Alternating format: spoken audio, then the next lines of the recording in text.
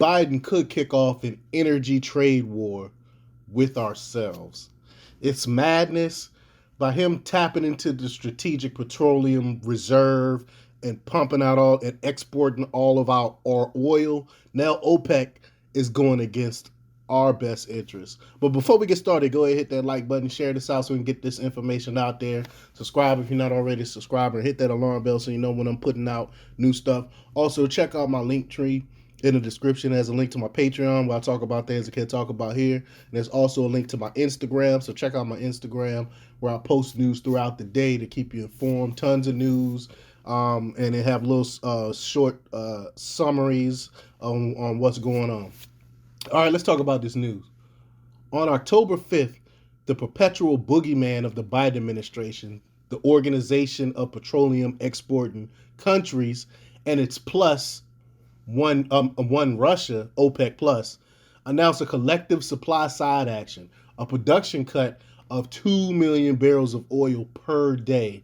That's a lot of oil. The action is sending the Biden administration into its latest panic as election day looms.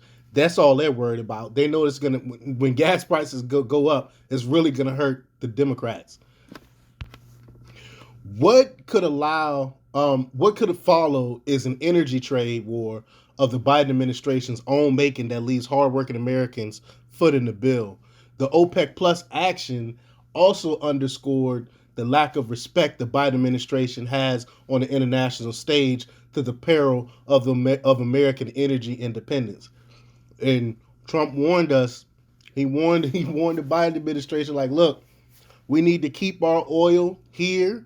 We need to keep our reserves full. But instead, what does he do? He did the exact opposite. He export our oil and tapped into our reserve.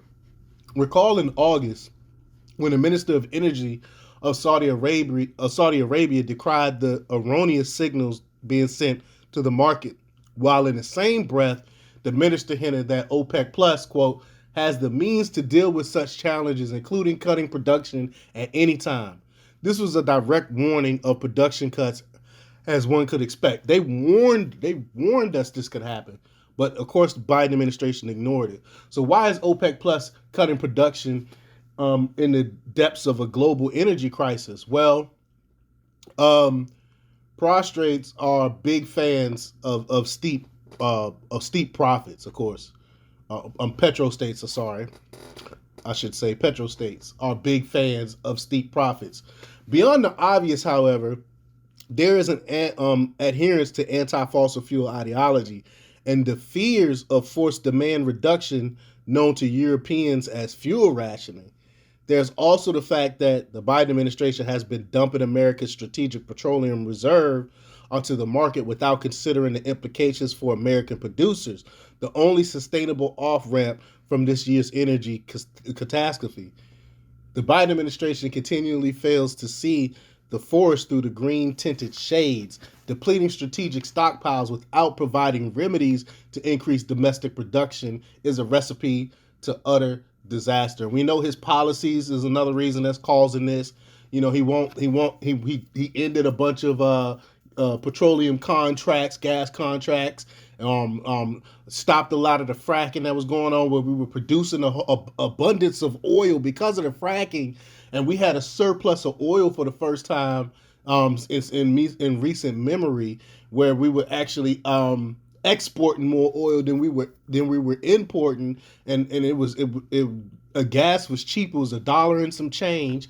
We couldn't beat that, and this was under Obama. I'm sorry, it was under Trump and his policies, which was the reason behind that. Now we see what happens when a new administration come in and do with the exact opposite mind frame of the Trump administration, and we're dealing with the consequences of that.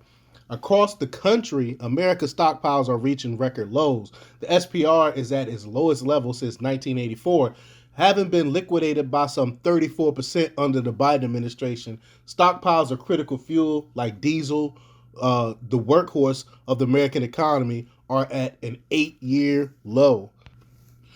And of course, there's the sad story of America's refining capacity. Our ability to produce our own gasoline, diesel, jet fuel, and New England's favorite heating oil has also been slashed under the Biden administration by more than 1 million barrels per day. Some estimates point towards a return of $6 a gallon of gasoline. It's not. It's no wonder the administration is frightened. They'll soon have to explain to hardworking Americans why they spent over $1.5 trillion on the wrong kind of energy. This is already proven to be a tough few weeks for the administration, as gasoline prices were already climbing upward before OPEC Plus action. Moreover, Americans are nervously anticipating their utility bills as cold weather approaches and the U.S. natural gas supplies are strained between rising demand the world over. What about the U.S. reprising its role as a swing producer? Not so fast. American production has been largely stagnant under the Biden administration, which I alluded to earlier, because of his war on energy.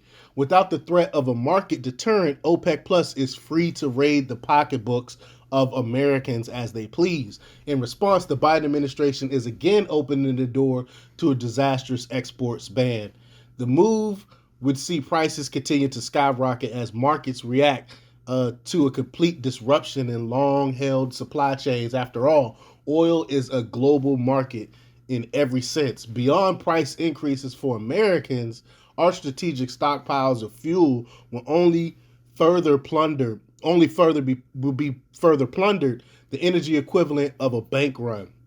Meanwhile, this action would undermine the ongoing effort of the Biden administration to aid our European allies with non-Russian energy supplies and increase energy inflation in Latin America, the very region where scores of illegal migrants are fleeing economic dissertation for America and the Biden administration's open border policies.